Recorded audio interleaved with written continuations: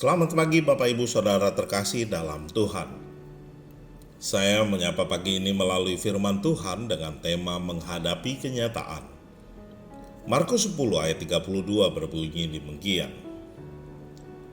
Yesus dan murid-muridnya sedang dalam perjalanan ke Yerusalem, dan Yesus berjalan di depan.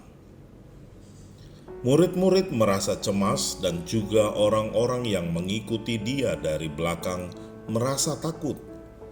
Sekali lagi Yesus memanggil ke-12 muridnya dan ia mulai mengatakan kepada mereka apa yang akan terjadi atas dirinya.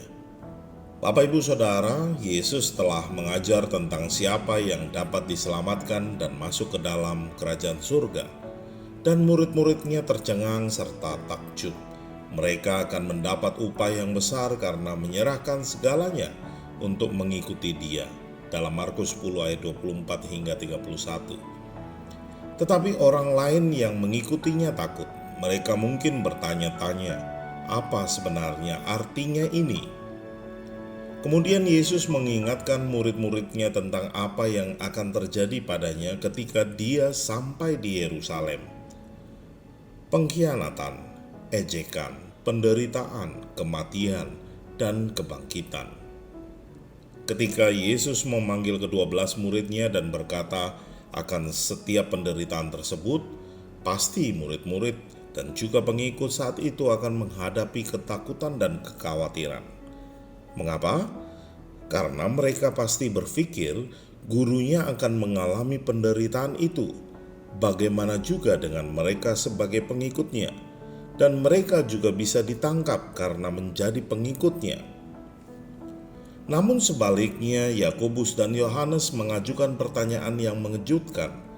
Mereka bertanya apakah mereka bisa mendapatkan tempat pertama dan kedua di antara para pengikut Yesus di kerajaannya.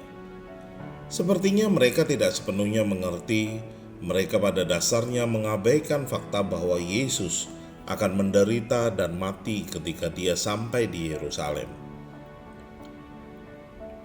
Mungkin mereka hanya mencoba tidak ingin menghadapi kenyataan yang akan terjadi.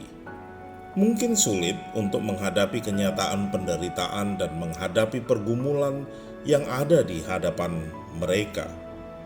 Sama dengan halnya kita bisa cenderung untuk mencoba mencari jalan pintas dengan maksud untuk menghindari bagian-bagian yang sulit untuk sampai pada garis finish.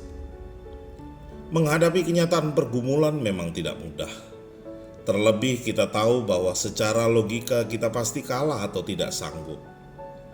Tetapi Yesus justru membawa murid-muridnya untuk menghadapi kenyataan tersebut. Begitu juga dengan kita.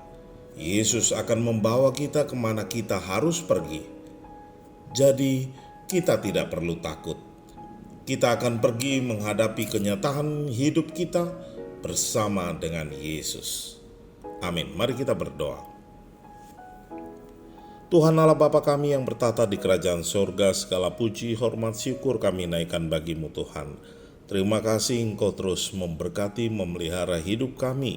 Dan pada pagi hari ini kami terus diingatkan untuk kami boleh tetap bertahan menghadapi setiap kenyataan ataupun pergumulan yang ada di hadapan kami.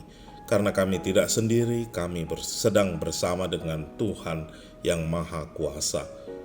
Terpujilah namamu, terima kasih atas semuanya, dan biarlah kami boleh menjalani hari-hari kami dengan penuh sukacita, damai sejahtera yang daripada Tuhan, karena pertolongan Tuhan tepat pada waktunya dan tidak pernah terlambat. Kami menyerahkan hidup kami sepanjang hari ini ke dalam tangan kasih Tuhan. Apapun yang menjadi tugas tanggung jawab kami, kiranya kami boleh menyenangkan hati Tuhan, menjadi berkat bagi banyak orang. Terima kasih Bapa, di dalam nama Yesus, haleluya, amin. Selamat pagi, selamat beraktivitas. Tuhan Yesus memberkati kita semua. Shalom.